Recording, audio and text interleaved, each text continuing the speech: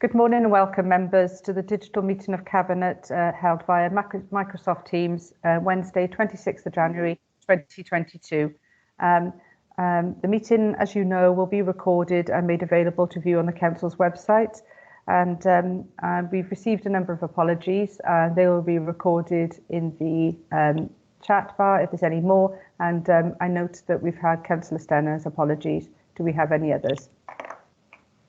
No. Okay, thank you.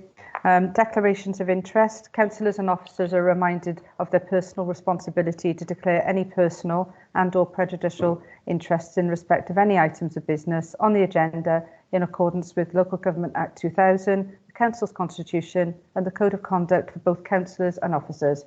I see some hands up. Councillor Cook. Yeah, thanks, Leader. I need to declare an interest for item number 6 as my daughter will go to the school from April, and I'm also a governor as well. Okay, thanks, Councillor Cook. And Councillor Pritchard. Yes, thanks, Leader. Same as Councillor Cook. I'm a Vice Chair of Governors at Placervelin Primary, so I'd like to declare an interest in item agenda number 6. Thank you. Okay, thank you ever so much, Councillor Pritchard.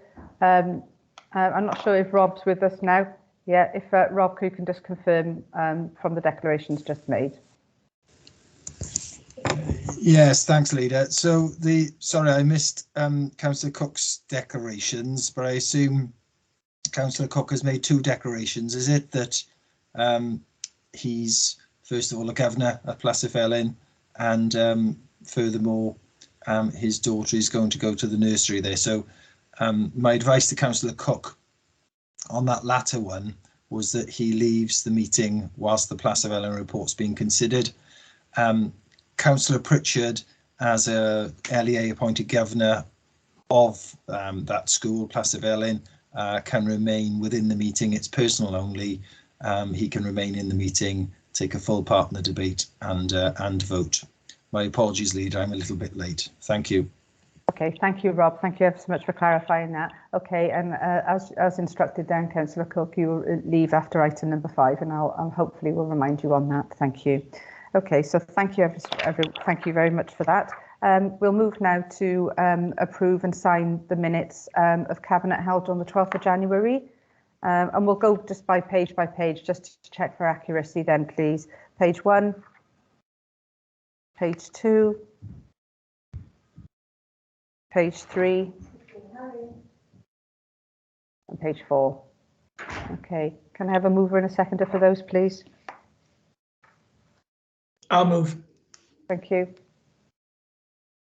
Yes, thank you. I can see that they've been moved and there's an acknowledgement to second that. And I can just have a show of hands, please, then to confirm those meeting minutes. Okay, great. Thank you ever so much, everyone.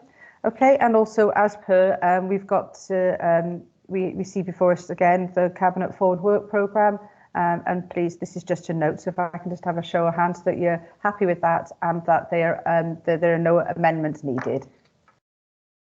Okay, great. Thank you ever so much, everyone. Okay, moving on to item number 5 on the agenda then, and that's to receive and consider the following reports. And the first one is the 21st Century Schools Colleges Band B programme Community Engagement Report for the Centre for Vulnerable Learners. I'll hand over to Councillor Whiting, please. Yeah, thank you, Leader. This report outlines to Cabinet the responses which were received from the public consultation on the 21st Century Schools programme proposal to establish a new centre for vulnerable learners, also known as a Pupil Referral Unit, on the former site of Pont-Lanfraith Comprehensive School. This is an important proposal which would represent a major investment in the facilities available for many of our vulnerable learners. It will be a place of excellence where they will be able to receive a high standard of education. It will also feature sporting facilities and opportunities for wider community use outside of school hours, which will have far-reaching benefits for local residents. As this proposal is for a pupil referral unit, it is exempt from the statutory consultation processes outlined in the School Organisation Code 2018 and other relevant legislation. Community engagement is nonetheless a key part of the development of this important proposal. That's why engagement with the local community has been undertaken in line with the Council's consultation and engagement framework. This also helps to make sure that there is a clear openness and transparency in our decision-making process. The consultation opened on the 20th of October 2021 and closed on the 1st of December. Responses were encouraged from members of the public, elected members, and other stakeholders, including pupils in multiple EOTAS or education other than at school settings, and ESTIN. The Education Scrutiny Committee also gave its comments as a consultee and unanimously endorsed the proposal at its meeting on the 2nd of November 2021, and again considered the attached report at its meeting on 10th of January. The result of the consultation is the Community Engagement Report, and Cabinet can find this as Appendix 1 to this report. This report outlines the number, the type, and issues raised by the responses that have been received, and the Council has provided a reply to those responses. Overall, there were 20 responses received. Of these, 16 indicated support for the proposal, 1 did not support it, and 3 didn't feel strongly either way or did not select an option. Cabinet will also have received detailed documentation, which includes every consultation response to ensure that Cabinet is fully appraised of the consultation at an individual response level. With this in mind, I move the recommendations for Cabinet under 3.1 of the report, that Cabinet note the contents of the report, consider the information contained in the Community Engagement Report, approve the recommendation to proceed to planning application stage, and approve the recommendation to proceed to full business case submission to Welsh Government. I believe Andrea West is present and intends to make a presentation to add some further detail on the proposals and the Community Engagement Report, and I'm sure she'll be able to answer any questions that members may have. Thank you. Thanks ever so much, Councillor Whiting. Councillor Gordon. Yeah, thank you, Leader. As a local member here in Polnorthraeth, I'm extremely happy with these proposals and to utilise the site at the old Polnorthraeth Comprehensive School. It's long overdue, especially with something as such important as what we're proposing here, especially with brand new indoor and outdoor sports facilities which the wider community can use after school hours. As already been stated by Councillor Whiting, only one resident actually in the breakdown of the consultees was against this proposal. 80% supported the proposal and 50% did have no feelings either way. So saying that, 95% of the people, you could say, were happy that we're doing something like this on the school site. So with that, Leader, I'm more than happy to second the recommendations. Okay, thanks ever so much, Councillor Gordon. And, I must say, before I call in Andrea, that I'm extremely pleased to see this report today. This has been a long time coming, and I remember with my former hat on as Cabinet Member for Education, and Andrea will remember those conversations about how we could bring something like this to life and how we could actually develop this, the notion of having a centre for vulnerable learners. And I know it's something, with our EOTIS provision and all those sort of things we've talked about for such a long time. So I'm more than happy to see this report here today, and and being a long time advocate for getting this CVL off the ground, it pleases me very much to see this today. So without further ado, Andrea, I'll hand over to you. Okay, thank you very much. Waiting for Lisa to bring my presentation up.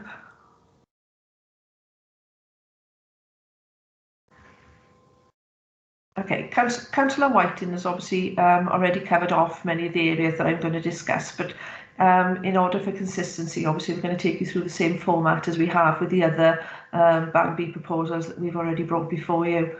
So as we've already acknowledged, we're here today to look at the Community Engagement Report in respect of the proposal for the Centre for Vulnerable Learners, or for the purpose of the Welsh Government requirements, it's a pupil referral unit.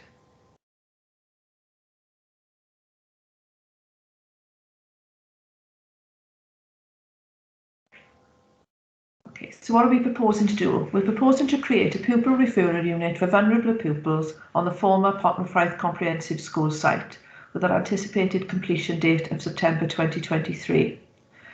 The proposed Centre of Excellence will support vulnerable learners across Caerphilly at Key Stage 3 and 4, sitting at the centre of the Council's Education and Other School IOTA strategy and the Cwmpwd and Hub and Spoke model. The new facility will accommodate between 80 and 120 pupils, and as Councillor Gordon has already mentioned, with indoor and outdoor sporting facilities. These will be first-class support and will enable these facilities to be actually used by the wider community outside of the school hours. The consultation started on Wednesday the 20th of October and closed at midnight on the 1st of December. Just to give you sort of an idea of what we're actually proposing to sort of bring the proposal to life in some respects. These, I will say, these are artist impressions at this stage. And we are working with colleagues in property services to further develop these so that we can actually bring to life the facilities that we're actually proposing, not only with the school itself, but obviously within the sporting side of things as well. So as soon as those are available, we'll obviously circulate them for wider consideration. But this is just to give you a sort of quick indication of what we're actually proposing on the existing school site.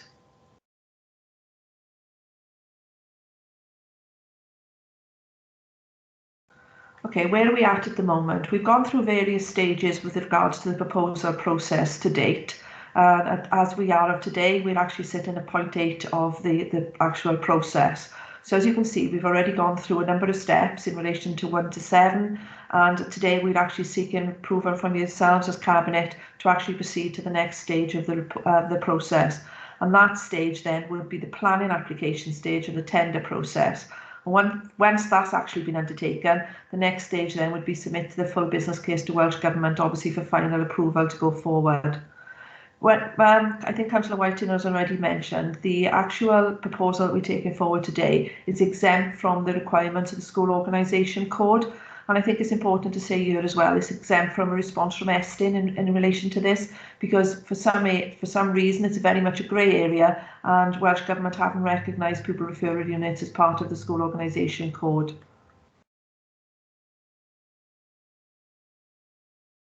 So there were 20 responses received, 17 of which were sent in via the online survey, 3 of which were sent in via email. There was no responses received through the medium of Welsh, and all the responses were received through the medium of English. We didn't have any other requests for any documentation to be provided in any other format, such as Braille, etc. So basically what we're going to do now, we're actually going to take you through those sort of responses and to give members the opportunity to have further discussions and to sort of outline, you know, the areas that were actually raised to us. So how were the actual responses received? There was 15%, as Councillor Gordon said, from parents, 45% from local residents and 40% from other. And we will break those down as we go further into the presentation. So there was 15%, they were 80% who supported the proposal, 15% who didn't feel strongly one way or the other, and 5% who didn't support the proposal.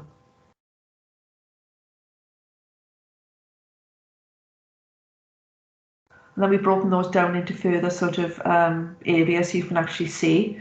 So those people, the 80% that actually supported the proposal, 19% were parents, 37% were other, and 44% were local residents. The people who responded who didn't feel strongly one way or the other, 87% other, and 33% local residents. And then the 5% obviously was a local resident. Because obviously the percentage coming back was so small, it was only 20, that one person of that local resident who didn't support it made up 5% of the, obviously the breakdown.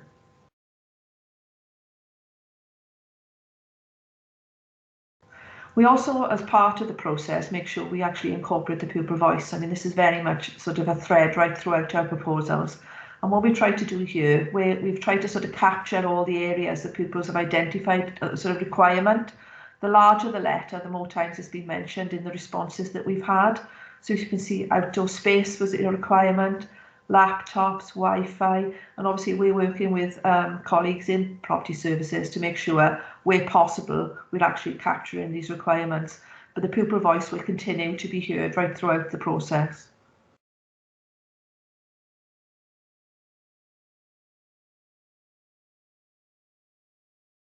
Okay, just for clarification then, there was various themes that actually came through. The one was the advantages of the specialist support within the borough. And obviously you can see people recognise that there was growing need for supporting our vulnerable pupils. They mentioned resilience about, the reliance of outsourcing and satellite provision, and additional resources will provide more support for, the most vulnerable pupils and sort of guidance for the families. And obviously, as I've said earlier, we've tried to sort of break this down so we can sort of go through the common threads within the actual proposal.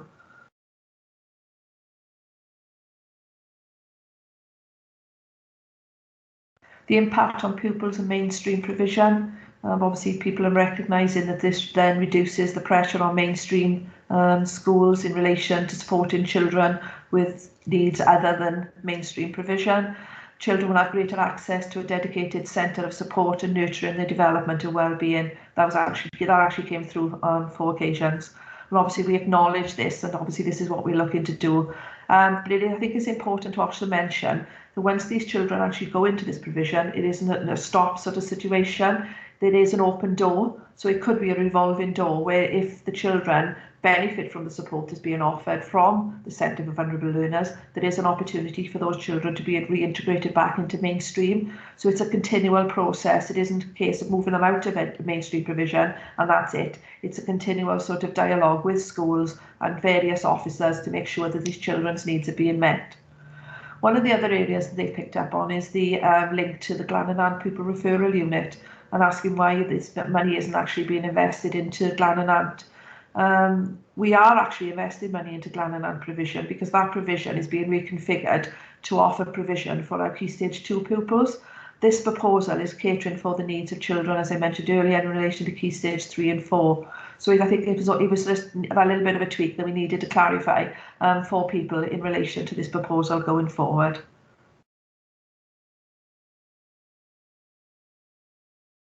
And again, traffic management, obviously concerns regarding traffic at the site and increased traffic flow.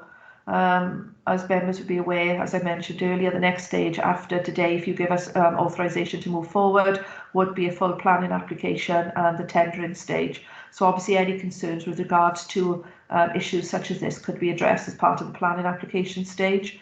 And obviously, we will involve colleagues from highways, etc., to make sure that all the support is there, to make sure that there's little, if no, impact on residents going forward. Obviously, the construction process and the potential impact. Again, we've had a mention that how is it going to impact on neighbouring properties, and the support for reutilising. So there's one negative and one sort of positive there. One sort of neighbour is asking how it's going to impact on them, and the other they're recognising, as Councillor Whiting said, that we are reutilising existing school stock. And again, this is a process that will be undertaken through building consultancy to make sure that there's little or no disruption with regards to any neighbouring properties to the proposal. We did ask for any sort of reasonable alternatives that people could suggest in relation to the proposal going forward. There was no reasonable alternatives highlighted as part of the process. Obviously, if there had been, we would have brought them to you today for further discussion. So where are we at today? We are seeking recommendation to create a pupil referral unit for our vulnerable pupils on the former Potterfraith Comprehensive School site.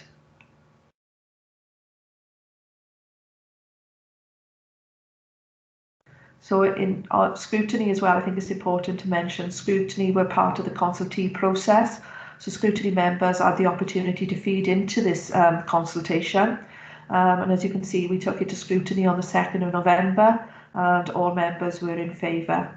Then on the 10th of January, we actually asked scrutiny members to endorse the recommendations to proceed to yourselves in relation to progress to plan and application of full business case stage. And again, we had full support in relation to that proposal.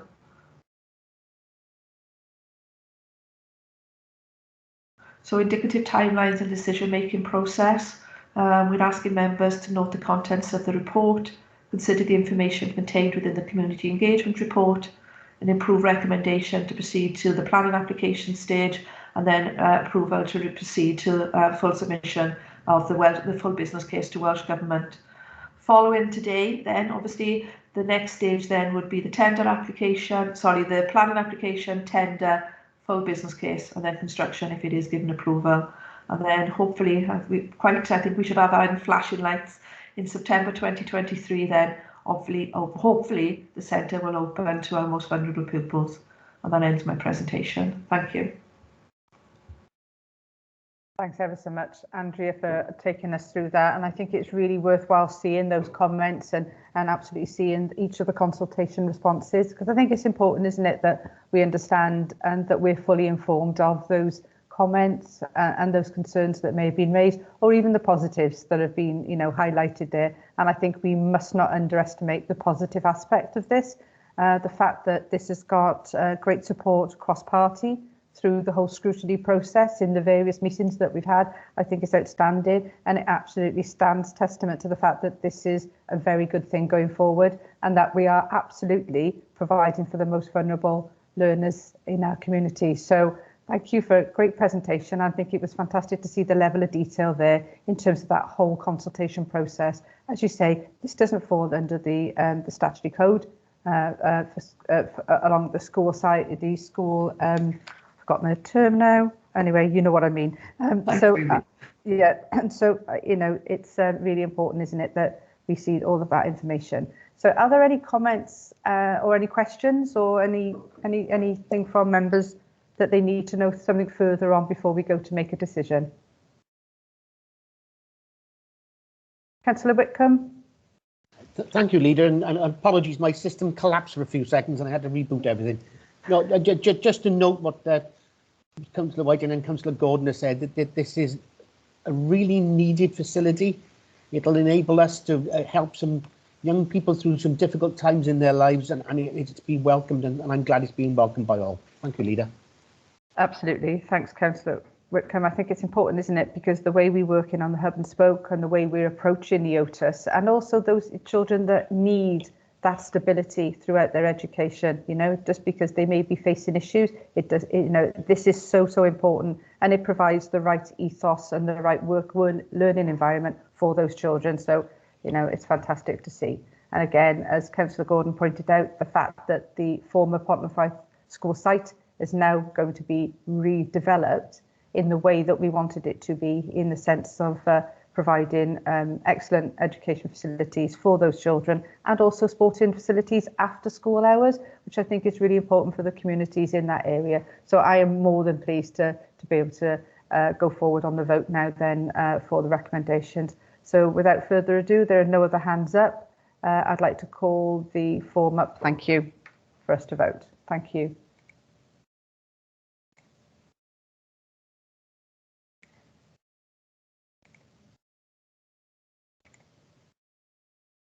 Just wait for those to come through. I think that's everyone.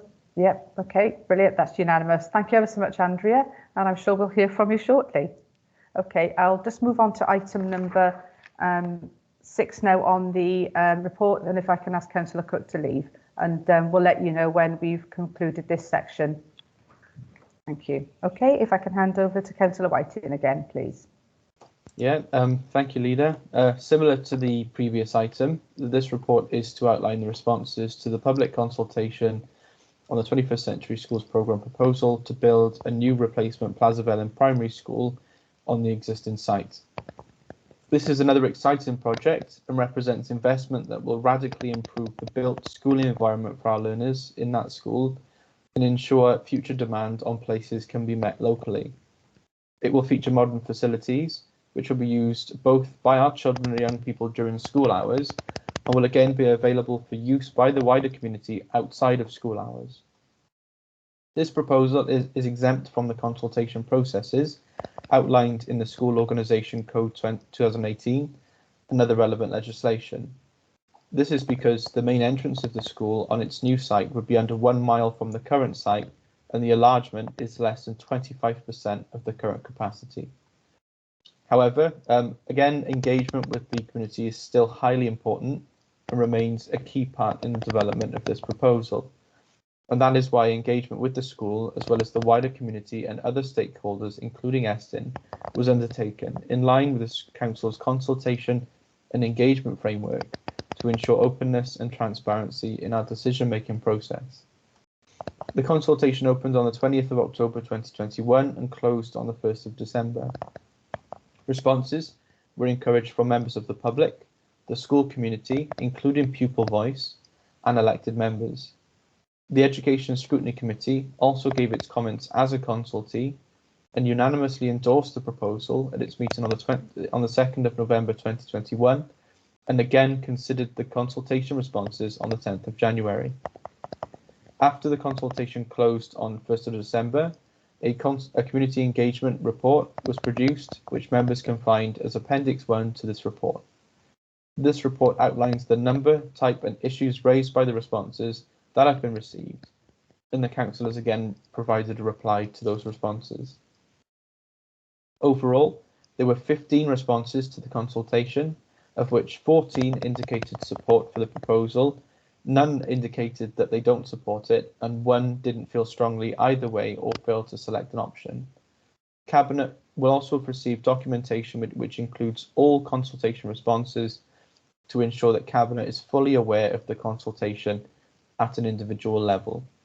I'm therefore happy to move the recommendations under 3.1 that Cabinet note the contents of this report, consider the information contained in the Community Engagement Report, approve the recommendation to proceed to plan application stage, and approve the recommendation to proceed to full business case submission to Welsh Government. Like the previous report, I believe Andrea West will provide an overview of the comments that have been received and a presentation, and is available to answer any questions after it's been seconded. Thank you.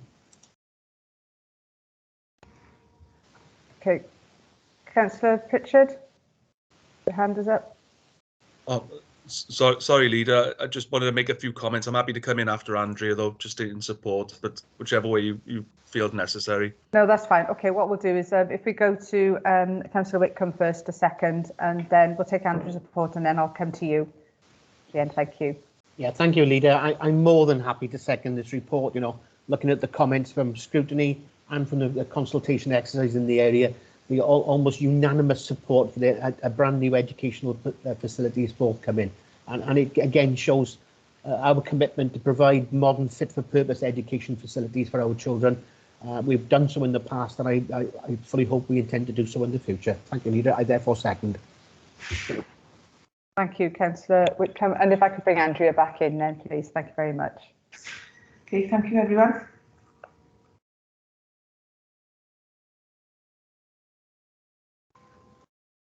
Okay, so exactly the same as the report that we just brought forward in relation to incentive of vulnerable learners. On this occasion, obviously, we're looking at a new and enlarged replacement Placervelin Primary School. So what we're proposing to do is create a new and enlarged Placervelin Primary School in the grounds of the existing school site to accommodate future projected demand within the area. And the school will provide 420 places plus nursery with an anticipated completion date of 2024.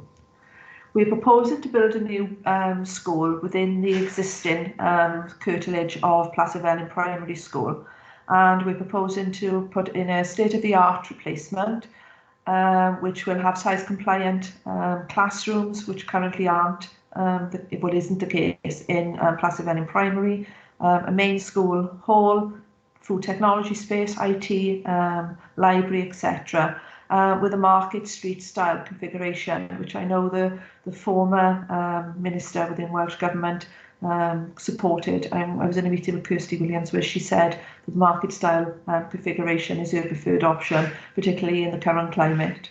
So the new primary school will also have improved learning spaces and facilities that will stimulate teaching and learning environment within the 21st century. What we're actually looking to do on this one as well is actually make sure that this is our first net zero carbon school going forward. So we're really excited with regard to this particular proposal, because obviously we are moving it right into the 21st century. Again, with regards to the consultation, as Councillor Whiting said, it started on the 20th of October 2021 and ended at midnight on the 1st of December.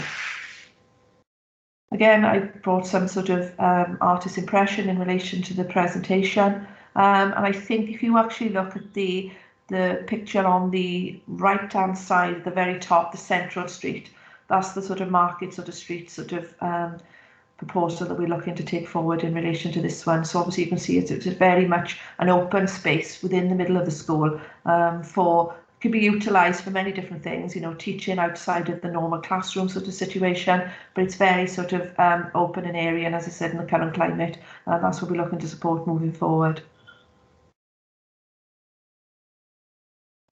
So where are we at with regards to this proposal? Exactly the same as the prior one in relation to, we've gone through 1 to 7 already, and we're at point 8. The next stage then, obviously, if we have approval today to proceed to the next stage, would be in relation to the planning application tender process, and then we will look to submit a full business case to Welsh Government. As Councillor Whiting said, this particular proposal again is exempt from the School Organisation Code. Having said that, we did require Estin to actually provide a response in relation to this particular proposal. Okay, so we actually received 15 responses. The same as the last one, 14 were received online and 1 was received via email. Again, no responses received through the medium of Welsh, and they were all received through the medium of English. We didn't have any other requests for any documentation provided in any other format. So in relation to the questions, this is a breakdown of how they were actually received. So 40% of parents provided responses, 20% staff members, 33.33% of local residents, and then 6.7% of others. So we've actually broken it down then. As you can see, 93% supported the proposal, 7 didn't feel strongly one way or the other, and then there was 0% in relation to those people who did not support the proposal. So we've broken it down then even further for you to see. Of the 93.33% who supported the proposal, 36 of which were local residents, 40% parents, and 21% staff members. And then those who didn't feel strongly one way or the other, as you can see, it was 100%.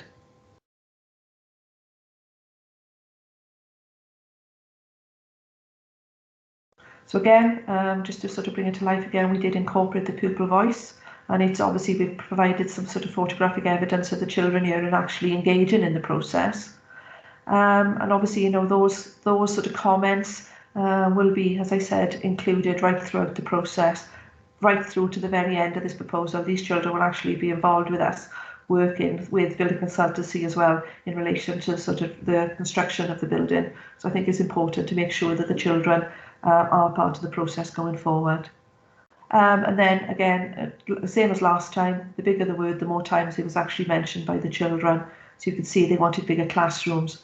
Touching on the net zero carbon side of things, solar panels, storage, library. They did want a pool. I don't know whether the funds from Welsh Government will actually stretch for a pool, but they were quite optimistic. But obviously we've included all the recommendations that they've put forward to us as part of this presentation to yourselves.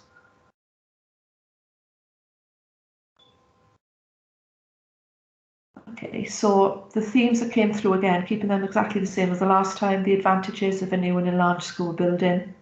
People recognised that it was going to be a better learning environment, the importance of outdoor space and play for the pupils, and also again, you know, the decarbonisation agenda. We will be working with, they've got a very strong eco-council within Plas of Elin. So obviously, you know, we will be working with those children to make sure that we incorporate their views, as I said earlier. So obviously they're looking at heat generation, energy generation, heat pumps, and recycling. And again, as you know, as I said, we will be working very closely with everybody to make sure we are working towards delivering a net zero carbon school. So again, the wider community and facilities that will be available. Obviously, they recognise that we will be making these facilities available to Welsh Government, to the community. And I think it's important to stress here that that is a prerequisite of the funding from Welsh Government as well, that we have to optimise the use in a way that is not only for the school, but obviously the wider community. And as such, the Welsh Government have actually changed their name, I should have mentioned that earlier, from 21st Century Schools team now within Welsh Government to sustainable communities for education. So I think, it's very important that not only us, but Welsh Government are recognising that the need for provisions like this are not only for children moving forward, but they are for the wider community in the long term. Traffic management, obviously access concerns for Plas Efely'n. We've had issues previously where we've had residents complain with regards to dropping off of children in the morning and the pick up in the nights. So obviously we'll be incorporating that into the proposal going forward to make sure that the curtilage of the new school will actually sort of alleviate any of those concerns. So again, the proposal will be subject to a full planning application, but obviously we will take on board these views going forward with regards to the actual design as well. And then obviously they're concerned about the increased traffic flow for the proposed site, but that will be addressed as part of the planning process as well. The construction process and potential impact, obviously the timelines in relation to the construction. The neighbours are worried about the disruption to them when the construction is actually taking place. But obviously, as I've said, we've got a very good building consultancy team who will obviously work with us and the neighbours to ensure that there's very little disruption as part of the process. And then why aren't alternatives identified for the land remaining within the existing boundary? So basically they wanted to know, were we going to be doing anything with the land where the current school is being built? But obviously we can assure them that the curtilage of the school will remain unchanged, but it will be used to address any issues, as I mentioned, with regards to drop off and access, etc.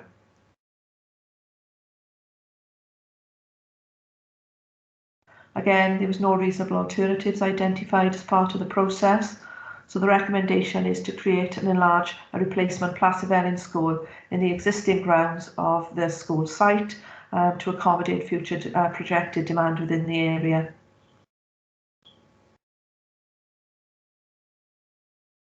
As with the last proposal, scrutiny members were part of the consultation process. We took the proposal to them on the 2nd of November, and as you can see, they scrutiny voted unanimously in favour of the proposal with 12 votes. Again, on the 10th of January, we took the report to them in order that they could endorse the recommendations to proceed to yourselves for full planning and full business case submission. And again, there was unanimous support in relation to that particular suggestion. So again, the timelines and decision-making process.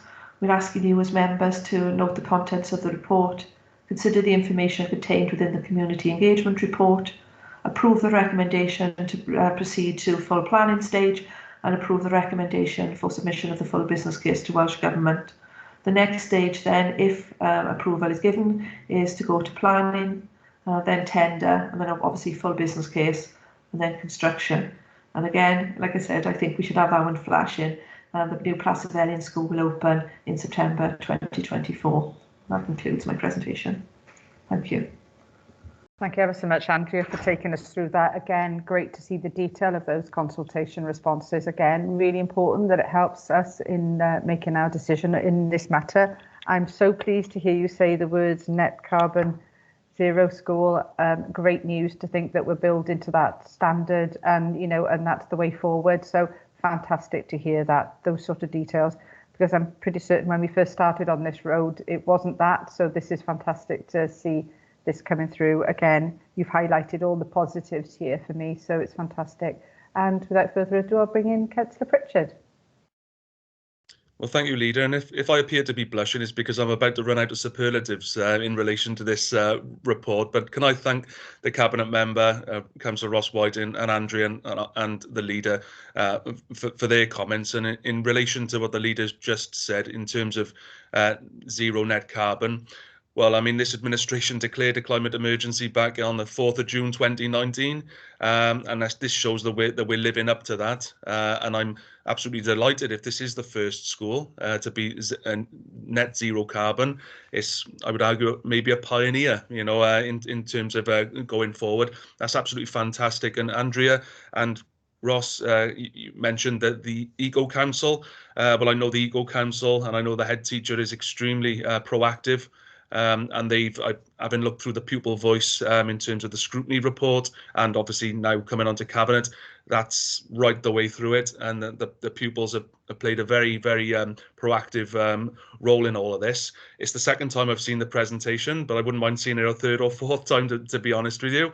Scrutiny was referred to, and I note on numerous occasions now, scrutiny members unanimously supporting the proposal, and they did so recently. So there's nothing much that I can add after the three speakers prior to me, but just to say, fully in support, as you'd imagine, and very exciting times lie ahead for Plas of Ellyn. Thanks, Leader. Thanks ever so much, Councillor Pritchard, and obviously something that is great for you in your area, in the sense that you know the school very well, so very welcomed. Okay, there are no other comments there. I think the report speaks to itself, and in terms of the run through from Councillor Whiting and Andrea as well, we've summed up pretty much where we are. But in that case, there are no other hands. Then we'll go to the vote then, please, on this one. Thanks ever so much, Andrea, again.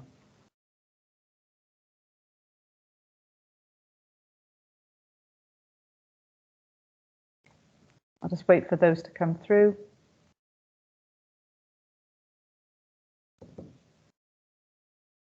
Okay, that's complete, as we're down a member. So,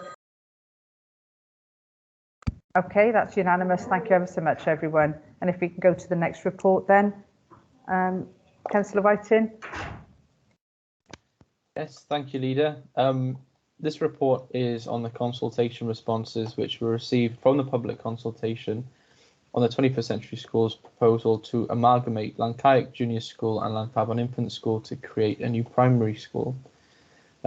This proposal will represent a significant investment in the area, and for our learners will provide a stimulating teaching and learning environment with 21st century facilities centred on the learning, self-esteem and well-being of all pupils. Like the other proposals heard so far this morning, it will also have opportunities for wider community use outside of school hours for the benefit of the whole community. This proposal has a slightly different process to the previous two that we saw today. As members will see from the report, due to the nature of the proposals, the Council is required to undertake a formal consultation process as set out in the School Organisation Code 2018. Feedback and consultation responses from members of the public and other stakeholders are key in the development of these proposals. The consultation opened on the 20th of October 2021 and closed on the 1st of December. Responses were encouraged from members of the public, the school community, including pupil voice, elected members and other stakeholders, including Eston. This committee also gave the Education Scrutiny Committee also gave its comments as a consultee and unanimously endorsed the proposal at its meeting on the 2nd of November and again on the 10th of January. Following the closure of the consultation on the 1st of December, members will see a consultation report has been produced and attached as Appendix 1 to this report. The report again outlines the number, type and issues raised by the responses that have been received and the Council's reply. The consultation attracted 11 responses, of which 10 indicated support to the proposal, 0 indicated that they didn't support it, and 1 didn't feel strongly either way or didn't select an option. Cabinet will also have received documentation which includes all the consultation responses. I'm therefore happy to move the recommendation to Cabinet under 3.1. The Cabinet note the contents in this report, consider the information contained in the consultation report, and approve the recommendation to proceed to statutory notice in relation to the proposal to create a new primary school provision through the amalgamation of Lancaig Junior School and Llanfabon Infant School on the existing Llanfabon Infant School site. Again, I believe Andrea West will provide an overview of the comments and a presentation and is available to answer any questions. And as this is the third of these proposals, I thought I would save my thanks to the team to this one. I know that it's been, especially with COVID over the past, so many months and years now, it's been such a difficult time for everyone. And I know that a massive amount of work has gone into these, especially during the consultations. And I want to give my thanks to the entire team that have been working on this for such a long time. It's a fantastic effort, and you should all be very proud of everything so far. Thank you. Thanks ever so much, Councillor Whiting. If I can go to Councillor George, please. Thank you. I'm more than happy to second the report. Thank you. Okay, thanks, Councillor George. Okay, before we go back over to Andrea, and again, you know, I have to comment on all of these because, as you may or not know, obviously I was Cabinet Member for Education when a lot of these were first mooted and talked about, and I absolutely remember the visit to Llanfabon Infant School to walk the site, to look and speak to the head teacher, speak to the children, and just to see the expanse and the space that they have up there and how it absolutely lends itself to becoming a full primary. So again, this is fantastic for me to see this. And again, you know, and on the back of Councillor Whiting's comments, I think it's really important to note that this wasn't without its difficulty in the sense of doing this all the way through, you know, with the backdrop of a pandemic. It is, you know, is great. Again, I'm really pleased to see this. So over to you, Andrea. Thank you.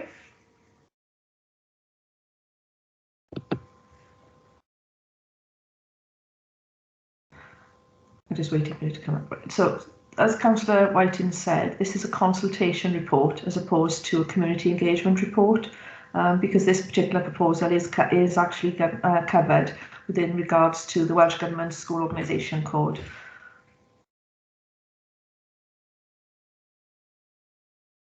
So we're proposing to amalgamate Llancairn Junior and Llanfabon Infants to create a new primary school on the existing infant school site to accommodate children between the ages of 3 to 11 years with an anticipated completion date of September 2024.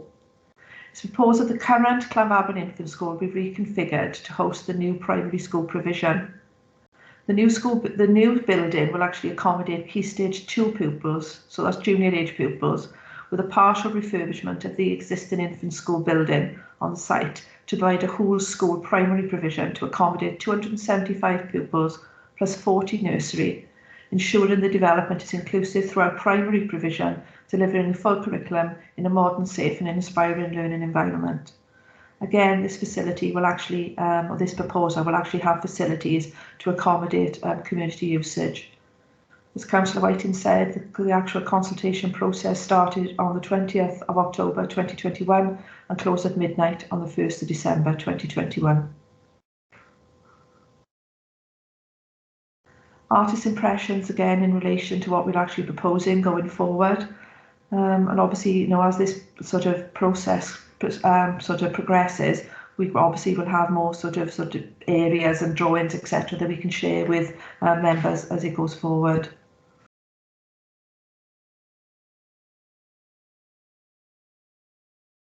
Okay, so where are we with regards to the consultation process? As I said, this one is covered by the School Organisation Code, and we're at point 8 today.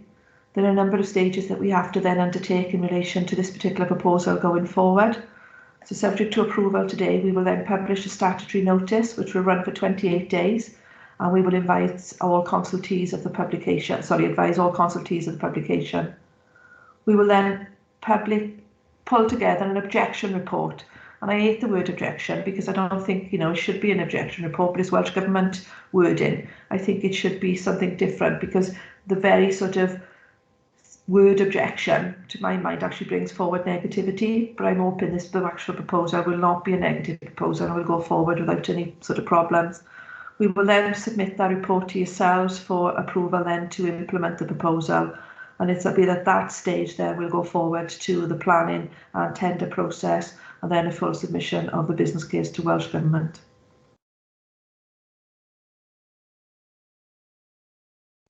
As Councillor Whiting said, there was 11 responses received. All of them were received via an online survey. Exactly the same with the other two proposals. There was no responses received through the medium of Welsh, and there was 11 received through the medium of English. We had no other requests for any different formats such as Braille.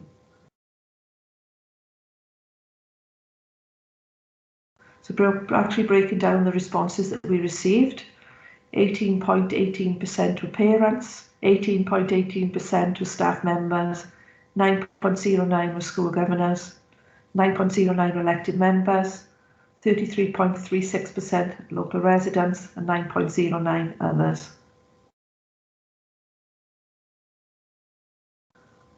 The 91% said they actually supported the proposal. 9% didn't feel strongly one way or the other, and we had nobody say that they didn't support the proposal. So breaking that down then even further, those that supported the proposal, as you can see, 9% were others, 18% parents, 9% governors, 18% staff, 9% elected members, and 27% local residents. And the one resident who didn't feel strongly one way or the other, obviously then was the sort of standalone person that accounted for 9.09% of the responses.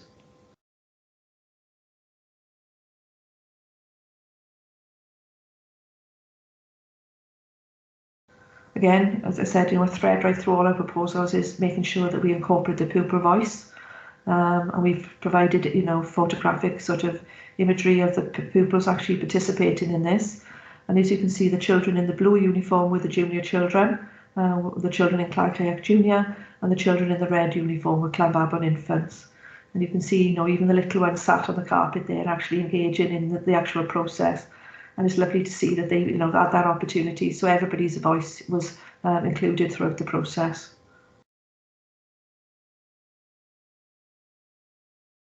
Exactly the same as the last proposals, the number of times things were mentioned, the bigger the word.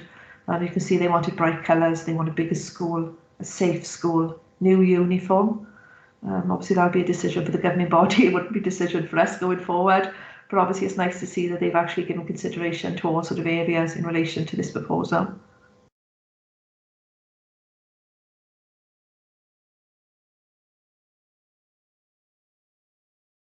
So again, exactly the same sort of themes coming through. The advantage of a singly combined primary school.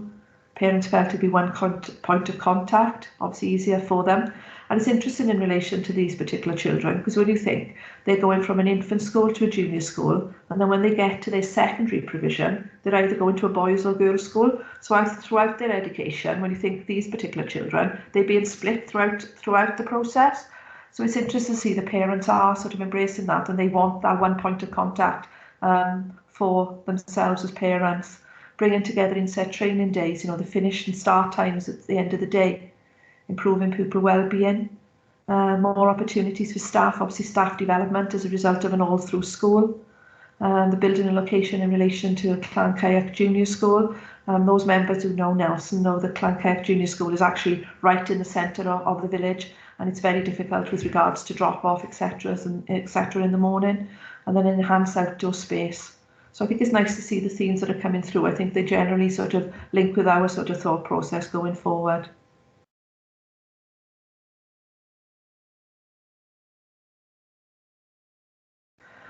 And again, then obviously with regards to the community facilities, they recognise there's a wider site facilities for community usage. As I mentioned earlier, it is a prerequisite of Welsh Government funding in relation to these proposals, that it isn't just from an educational perspective, but we are looking at the wider community with regards to the proposals going forward. And wraparound childcare provision. Sarah Much's team is actually looking at incorporating childcare provision on this particular site as well, and they have already secured funding in relation to that. So it's not just from a primary facility that we're looking to enhance this particular site, obviously it's from a childcare element as well.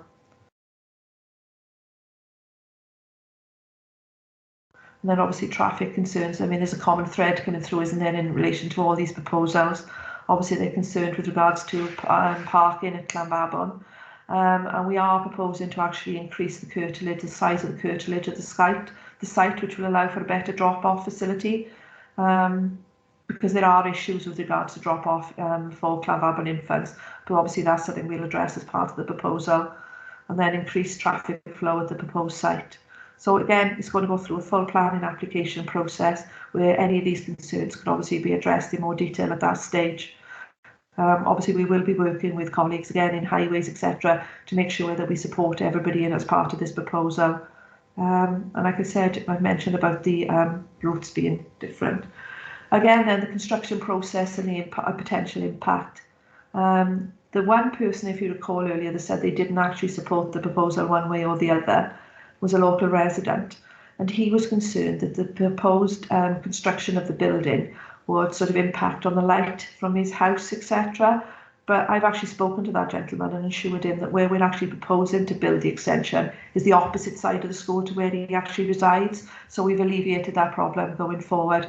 But again, I can assure members, we have got a very experienced building consultancy team who we'll be working with continually throughout all these projects to make sure that we address any issues as and when they arise. And then again, no alternatives were suggested as part of the consultation process. So the recommendation is to amalgamate Llancaig Junior and Clafabod Infant School to create a new primary school provision on the existing infant school site. Thank you ever so much, Andrea. Okay. Sorry. Do you want, there we are. So the timeline is, and what we're asking members to do today is note the contents of the report, consider the information contained within the consultation report, and approve recommendation to proceed to statutory notice. And then the notice will actually be published in February for a period of 28 days, and then we'll bring it back to scrutiny in March, back to yourselves as Cabinet members then in April, and then obviously subject to agreement at that stage, we will then proceed then to the next stages such as planning, tender, etc. And then we're proposing that the new school opens, if everything is given the approval to go ahead, from September 2024.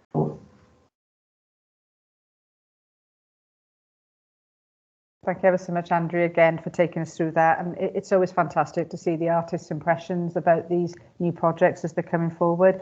You've kindly highlighted there for me just the practical nature of this combination, the combining of these two schools onto one site, one point of contact for parents. Nothing worse if you've got children in the infant section and versus the junior and you're rushing between the two. So I think just for those alone, again, the site lends itself to that. It's got a wonderful outside space, really important. And you mentioned there the wraparound aspect. I think that is key from a childcare perspective. That is so important. And you've talked about Sarah has secured some funding in relation to that. So I'm really happy to hear that element. But also, it's about the early years provision. So it's the early years provision. It's up to age 11, and it's also childcare. And I think for me, that is what our schools are going to become. It's actually much more about that wraparound service as well. So thank you for highlighting that. So, Sue Richards has got a hand up. Would you like to come in, Sue? Just to say and point out, Leader, Welsh Government have actually renamed the programme.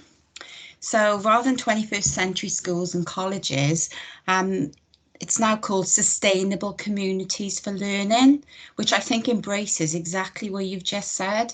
This isn't just about the traditional school. This is about the wider community, the early years, the nursery provision, the childcare. So from my perspective, that's an amazing name to take our ethos forward, Communities for Learning, Sustainable Communities for Learning. So just to the members aware, it's only happened this week. So our documentation still says 21st century schools, education and colleges, but it will be very quickly changing to that.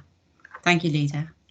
Thank you for that, Sue. Yes, Councillor Whiting had alerted us to the fact of the change in the title for these, and I think it'll take us a while to go from 21st century, because that has been, from Band A to Band B. It's been long in the making, and we've used that expression for so long. But yeah, I suppose, as you say, it does actually highlight where we want school communities to become in the future. So maybe we'll get used to it, I'm sure. Okay. Any other comments on that before we go to the vote?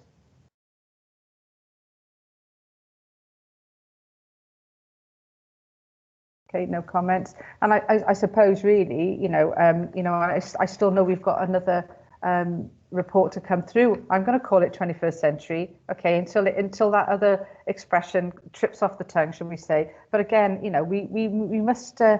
we mustn't lose the fact that actually this is the start of a much bigger programme in terms of our place shaping plan. This is £500 million that we're setting out here. And again, we're looking to approve 4 reports today.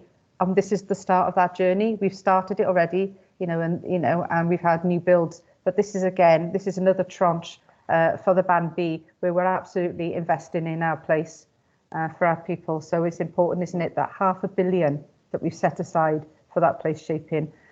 So without further ado, I will go on to the next. Oh, we go to vote. Sorry. Sorry, losing my mind.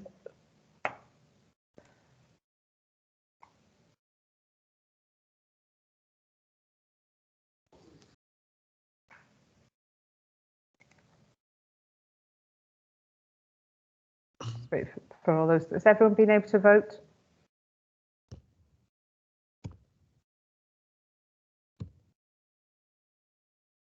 Yes, brilliant. Thank you. That's unanimous. Thank you ever so much, everyone. Thank you for that. And without further ado, we'll go on to the next report. Over to Councillor Whiting. Thank you, Leader. It's me again. The report is an update on the 21st Century Schools / Sustainable Communities for Learning project relating to Ysgol Gymraeg Cwm Gwyddon. As Cabinet will remember, this proposal followed the statutory processes required, and final approval was given for this proposal on the 7th of April 2021. It's now progressing through the planning application and tendering process. And planning consent was granted by the Planning Committee on the 12th of January this year, subject to conditions which are currently being worked through. Members will note in the report that the tendering process, together with the significant inflationary pressures resulting from a combination of the UK's exit from the European Union, together with the COVID-19 pandemic, which have led to cost increases in the construction sector, has meant that the cost of the project has increased. The project was originally costed at £9,632,127, but this has now increased to an overall project cost of £11,558,468. A total of £695,748 of this difference is related to childcare provision on site that was not part of the original project, which Welsh Government will be 100% funding. In total, the additional match funding required from the authority is £416,063. This is supported by an additional requirement from Welsh Government of £814,530. A full business case has been submitted to Welsh Government and is currently being scrutinised by its Business Case Scrutiny Group and Programme Investment Panel.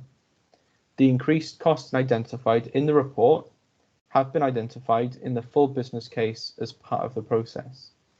Therefore, I move, for the reasons contained in the report, the recommendations under 3.1 that Cabinet consider the information contained in the report and approve that £416,063 is set aside from the authority's place shaping reserve in respect of the authority's financial contribution to the Phase 1 Ysgol Gymraeg Cwm Gwyddon proposal as part of the 21st Century Schools and Colleges Band B programme. Thank you. Thank you ever so much, Councillor Whiting. If I can go to Councillor George, please. Yes, thank you. I think this is going to be an excellent and much needed replacement facility for the education community, and I'm more than happy to second the report. Thank you. Thanks, Councillor George. Absolutely, and it's a state of play at the moment in terms of the rising costs, etc., linked to any of these sort of civil construction projects. So it's important that we acknowledge the increase here.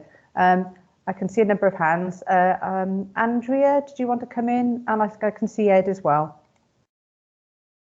I did, yeah. Thank you, Leader. Good news. The actual business case was approved by the Minister on the 23rd of December. So where we were still waiting for further advice from Welsh Government with regards to the full business case, we have now received full approval.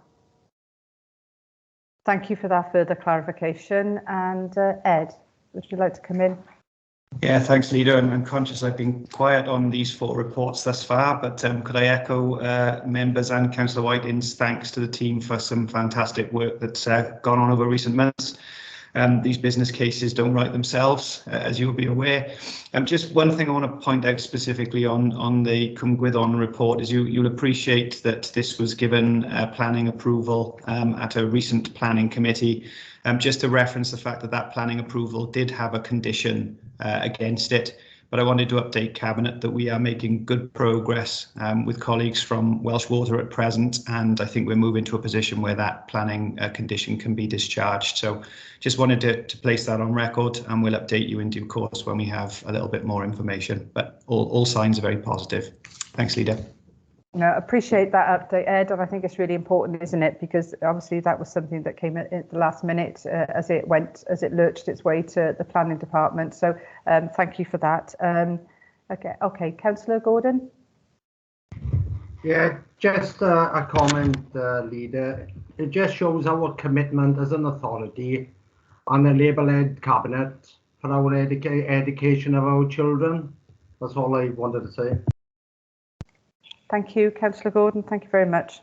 Okay, thank you for that. Absolutely. I think it's obviously, you know, it's important, isn't it, to understand that, you know, we've seen rises in prices across the board in relation to tenders on everything that happens throughout the council at the moment. So it's only right and proper that we allocate the extra resource here to fulfil this project. So I will, Christina Harry, sorry.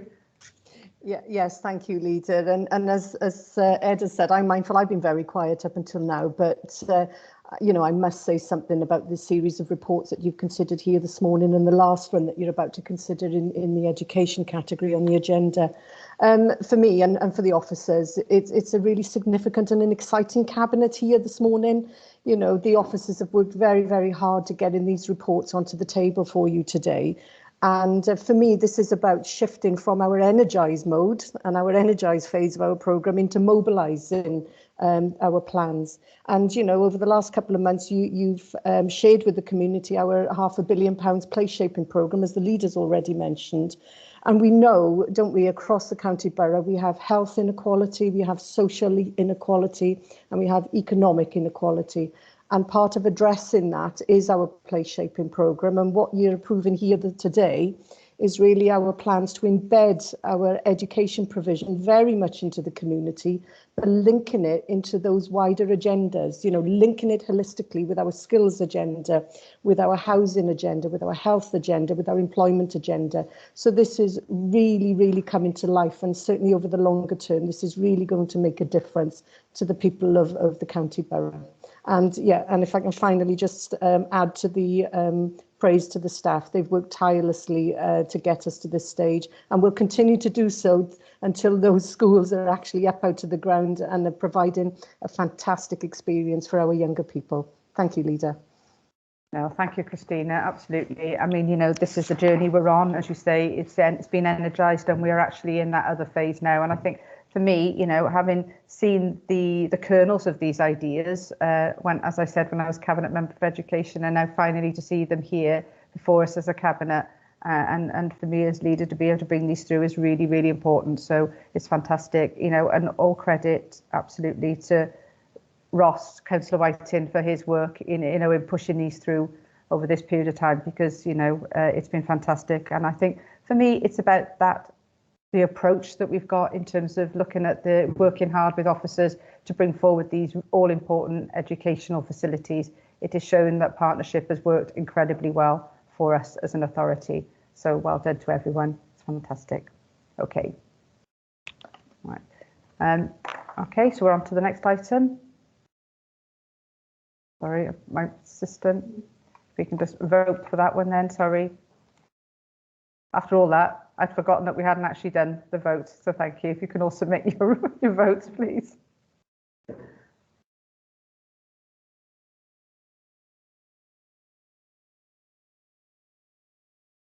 wait for those to come through. That's unanimous. Thank you ever so much, everyone. And again, you know, fantastic. And Andrea, Sue and Lisa, thank you. Well done, because you're a small team leading this way. So fantastic work. Thank you. Okay, on to the next item onto the agenda then, and I will hand over to Councillor Cook, please. Yeah, thank you, Leader. This report recommends that a market supplement be applied to South East Wales Emergency Duty Team approved mental health professionals. This is for the hours when the mainstream daytime services are closed from 5 p.m. to 8:30 a.m. Monday to Thursday, then 4:30 p.m. on Fridays for 24 hours during weekends and bank holidays, for which a 20% enhancement would continue to apply. The service experienced a very poor response to advertising vacancies for approved mental health professionals over the last 18 months, and has been unsuccessful in appointing people to the core team on a permanent basis where there is professionals essential. The capacity of the service to undertake their statutory duties is therefore strained, which has had an impact on the future ability of the team to respond in a timely manner. The impact of this will be monitored and evaluated after a period of 12 months to determine its effect upon recruitment and the retention of approved mental health professionals. Therefore, I move.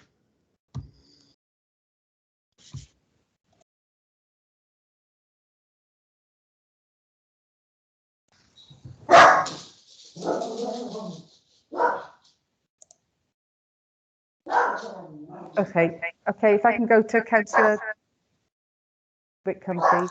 Yes, myself, thank you, Leader. Yeah, I'm more than happy to second this report, and it does highlight the problems that we've got across services across the authority, where we're having problems recruiting people. You know, it's not only in this profession, but it's in a number of other areas, including motor mechanics. So I really think there's something we're going to have a closer look at in the future. But more than happy to second, Leader. Thank you. No, absolutely, Councillor Whitcomb. You're absolutely right. You know, we're very much aware about our recruitment and retention pressures across the whole authority in terms of different sectors, different departments, etc. So it's really important that we recognise this report here today. So Dave, did you want to come in? Dave Street.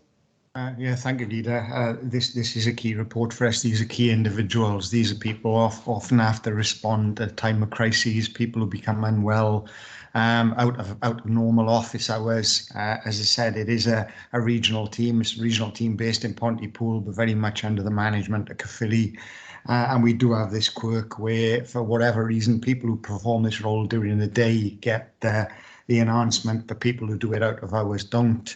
You'll see in paragraph 8.2 that the cost of this is shared. It is a collaborative arrangement, and we've got a cost allocation process. So any additional costs, 29.95% of that will be met by Caerphilly, and the remainder of those costs would be met by the other authorities in Gwent. So a key proposal. If you are agreeable to this this morning, then hopefully you will help us on that some of those recruitment difficulties that we're experiencing at the moment. Thank you, Leader. No, thanks absolutely, Dave, for highlighting that. Thank you. Christina, would you want to come in? Yes, thank you, Leader. Yeah, a number of members raised the wider issue of recruitment challenges we have around the county borough, around the council at the moment. Just to share with you, you know, we're not unique. It's a problem that all local authorities are experiencing across the UK at this moment in time.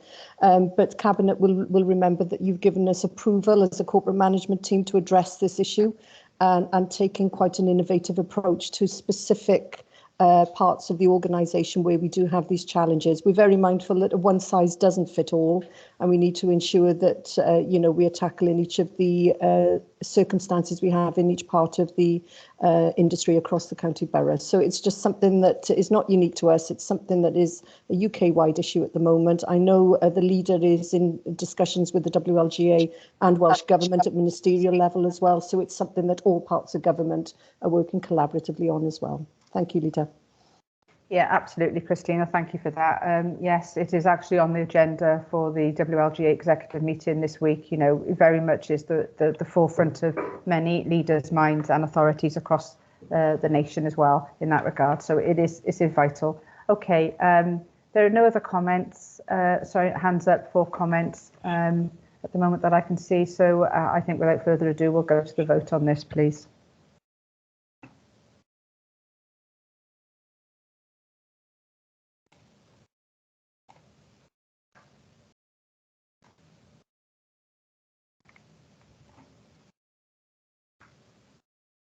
Okay, that's been approved and that's unanimous. Thank you, members. Thank you for that. Okay, moving on to the next item on the agenda is the Animal Welfare Regulations 2021. If I can hand over to Councillor George, please. Right, thank you, Leader. The purpose of the report is to inform Cabinet of new legislation to licence businesses or those operating on a commercial basis with the selling of pets. To note and agree an appropriate scheme of delegated authority for Animal Welfare Regulations Wales 2021. Finally, to seek the approval for the Cabinet or for the Council's monitoring officer to change the Constitution to implement the Animal Welfare Regulations Wales 2021 and the revocation of the Pet Animals Act 1951. In summary, the Pets Animal Act 1951 is being replaced by the Animal Welfare Wales Regulations 2021. The new regulations require any person wishing to keep, sell or resell animals in the course of their business to obtain a licence from their local authority. Cabinet are asked to consider the recommendations, to note the implementation of the Animal Welfare and Wales Regulations 2021, that licences officers be given delegated authority to determine licences under the above regulations, that any appeals against the star rating of premises can be determined by either the Head of Public Protection, Community and Leisure, Trading Standards, Licensing and Registrar's Manager, or the Licensing Manager. That the Council's Monitor Officer makes the necessary amendments to the Constitution to reflect the implementation of the Animal Welfare Wales Regulations 2021 and the revocation of the Pets Animals Act 1951. I'd like to move. Thank you. Thank you, Councillor George. If I could bring in Councillor Cook, please. Yeah, thank you, Leader. I'm happy to second this report and welcome new legislation to licensed businesses or those operating on a commercial basis who are involved in licensable activities of selling pets applications. Thank you. Thank you, Councillor Cook. Jackie, did you want to come in and add anything further?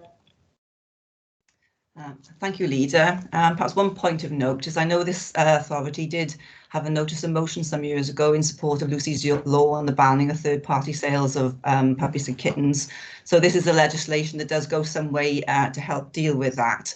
So from now on, anyone who sells puppies or kittens must have bred them themselves, must sell them from the premises which they were bred and in the presence of the actual purchaser. And there are stricter requirements in relation to the advertising. So they have to issue the license number, the licensing authority. So there's far more controls out there for us to be able to actually sort of police this trade. And I'm happy to answer any other questions.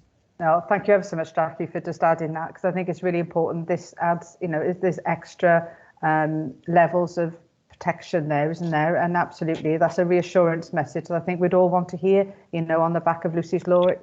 Really, really important changes to the legislation, and I'm pretty certain that the Cabinet would share my views on that. Okay, Councillor Whiting. Yeah, thank you, Leader. Just to endorse this report. I know that these are rules that will help us to improve the welfare of animals, and I think we are a nation of animal lovers. We all know it. I think most of us, if not all of us, have got pets of our own, and we would hate to think that when people go out to buy one, they don't always know the history of that animal or the kind of situation that it was bred in. And I think this will give the council powers now to really help ensure that animal welfare is the highest standard that we can ensure that it is. And I think that's just so important. And I really hope that we use those powers in the ways that it was intended and that we can really make a difference on this. I think that's really important. No, I couldn't agree more, Councillor Whiting. And I think, for me, it's effectively a ban on the third-party sales, isn't it? And I think that is so, so important. And we all know what's happened through lockdown and many of the things that have happened across the puppy breeding and kitten breeding world. So it's really important that we see this here today. Okay, there are no other comments. Jackie, again, thank you for your contribution there. And I think we'll go to the vote.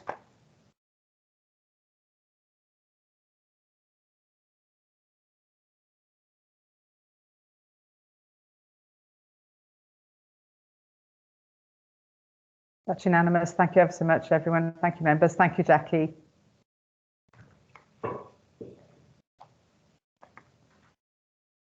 Okay, so we'll effectively end this meeting now then.